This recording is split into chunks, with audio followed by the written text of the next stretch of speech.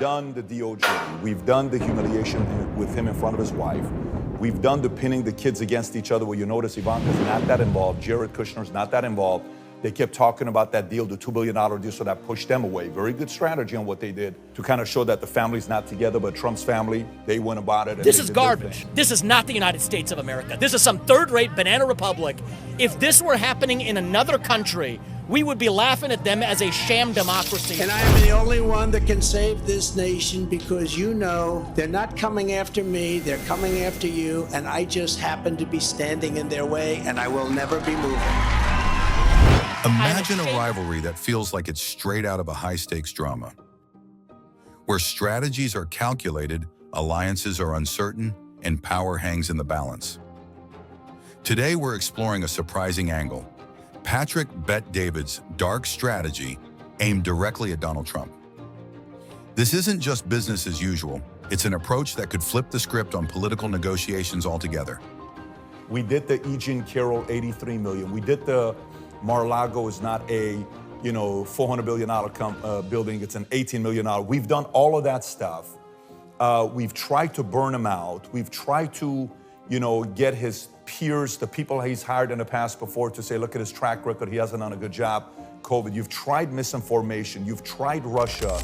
There's really nothing left. You've had 2 assassination attempts on him. Now doing an inordinate amount of resources to try to shoehorn this contest over the 2020 election into a RICO statute, which was really designed to be able to go after organized crime, not necessarily to go after political activity. And so I think it's an example of this criminalization of politics.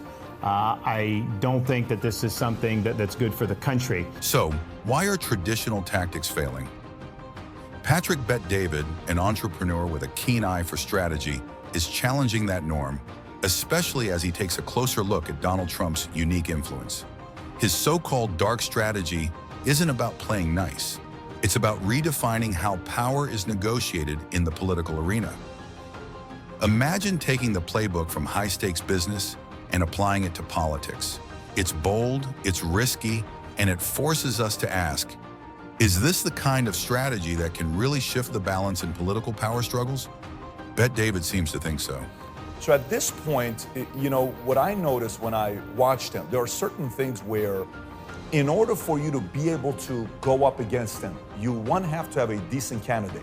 Kamala has to be the most boring candidate I've ever seen in my entire life. Left, right, center. By the way, I think she's more boring than Jeb Bush. This is a tough business to run for president. I know, you're a tough guy, Jeb. And we need to have a leader that is real tough. If the Dems had a primary, she wouldn't have beaten Pritzker. She wouldn't have beaten Shapiro. She wouldn't have beaten Newsom. I don't think she would have beaten Whitmer. I don't think she's top 5. At this point of the game, what to do? Let's lay out the crazy stuff, the stuff you don't want to use. Creatively, you have to find a way to shut down the internet. You have to find a way to create power grid. You have to do something in those battleground states with the counties that majority are Republicans to create the fear that people don't show up. Because if you don't do that or delay, like Maricopa County saying we need 10 to 12 days, you have to do that with Pennsylvania, you have to do that with Georgia. If they don't do that, this is done if they don't do that. They have a terrible candidate. Bet-David applauds Trump for effectively leveraging modern platforms like podcasts to connect with audiences more directly and authentically, skipping the traditional media channels that often filter or interpret his words. Trump canceled 60 Minutes to participate at Flagrant Podcast says a lot about this approach. By appearing on popular shows like Joe Rogan's, Flagrant, Aiden Ross, Theo Vaughn, he can speak directly to a diverse, massive listener base, presenting his perspective in an unfiltered way. This approach builds a sense of authenticity and immediacy, which resonates with people who feel detached from political elites or the mainstream narrative. Vance is doing the same strategic moves, while Kamala Harris, on the other hand, is completely avoiding them. This is called disruption and destroying you, the mainstream media, the strategy that he's taken, going and talking to the average day-to-day people, and she's not doing it, right? He's having those types of conversations. I think they have to really, really find a dark strategy to be able to pull this off. And I just don't think they're going to pull it off, because They got what? They got Beyonce, they got Taylor Swift, they got now Arnold Schwarzenegger today announced that he's endorsing Kamala. My freedom is being kind of disturbed here. No, screw your freedom. They got all these celebrities, Steph Curry, they got all of those guys, they got every one of these guys. Trump converts and gets Bobby. Tulsi goes the other side. Elon Musk, who's maybe the #1 voice name in media, and he's not even in media, I believe he's got the biggest weight as a name. If you go on this side and think about Bobby Kennedy and Tulsi, who is their Bobby? Who went from this side to that side? Who? Kinsing? Who did they have? Nobody. Trump realized, I'm gonna go on these podcasts. Trump going on Joe Rogan, he got twice as many views as all of Kamala's interviews combined from one podcast. Theo, funny, you saw a different side of Trump. Yeah, I noticed at the events you don't drink, and you don't drink or smoke, right?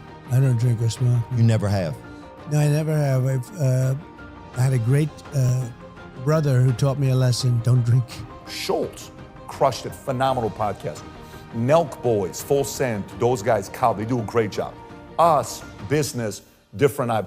Bloomberg fighting tariffs. You don't know what you're talking about with tariffs. I've seen what you said for 30 years. Trump is a rare, once-in-a-century leader, unique, different, fearless. Kobe modeled his game after who? Michael, right? You know, LeBron modeled his game after Scottie and Magic. Certain players you're looking like, they didn't model their game after anybody, right? Hey, I want to be like Ronald Reagan, so they speak like Ronald Reagan and they're very polished and diplomatic, all this other stuff. Every 100 years, a guy shows up that's not like anybody else. Kamala is like everybody else, right? He is like nobody else. It's attractive, it's different, it pisses people off, it creates envy, it creates agitation. And those are his strengths on what he's doing. They want to take away my freedom because I will never let them take away your freedom. It's very simple. They want to silence me because I will never let them silence you. They want you silenced. Today, the most hated man by the establishment, #1 is Trump. #2 is Musk today. November 6th, you know who's going to be the most hated man November 6th? #1 will be Musk. #2 will be J.D. Vance. #3 will be Trump. Why? And I am the only one that can save this nation because you know they're not coming after me, they're coming after you, and I just happen to be standing in their way, and I will never be moving. The reason why they'll be over Trump is because it's a one-term president. They're not going to be worried about him. J.D. Vance, the way he's been doing interviews the last 2, 3, 4 months, the way he fought Tim Walz, where you walked away saying, this guy got Tim to like him. And they were able to build a certain level of camaraderie. And then he goes up with a fight with Jake Tapper, puts him in his place. Then he's go with Dana. Then he knows how to go with Theo Vaughn and laugh his ass off.